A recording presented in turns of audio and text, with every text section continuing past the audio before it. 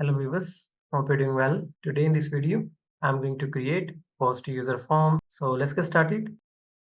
Let's navigate to the VS Code. So I'm going to copy the code from the login.js file. Let me copy this. Let me add inside the post user component. Let me remove this.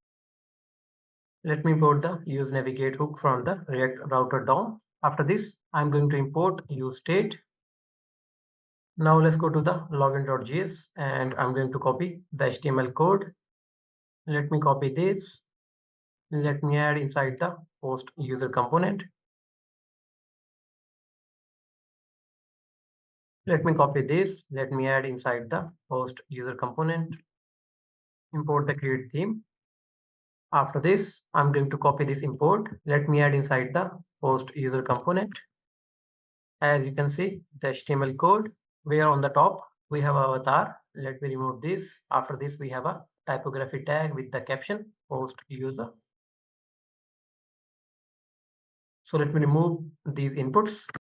Inside this, we have an input to get the user first name, last name, email, and the phone number. So first, I'm going to add here the input for the first name. As you can see, the input for the first name. After this, we have an input for the last name. As you can see, the input for the last name. After this, we have an input to get the email of the user. As you can see, the input for the email. At the last, we have an input to get the phone number of the user. As you can see, the input get the phone number of the user. After this, we have a button with the caption post user. On the click of this button, we are calling the method that is a handle submit, where we are printing the form values in the console.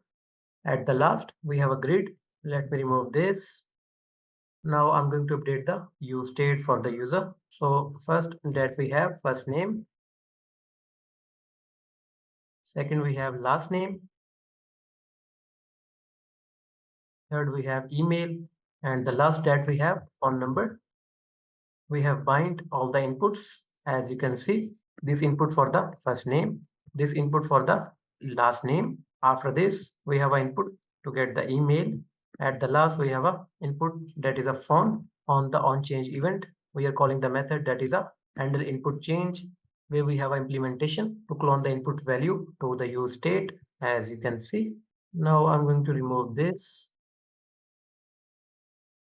Let me check what else we are getting in the console.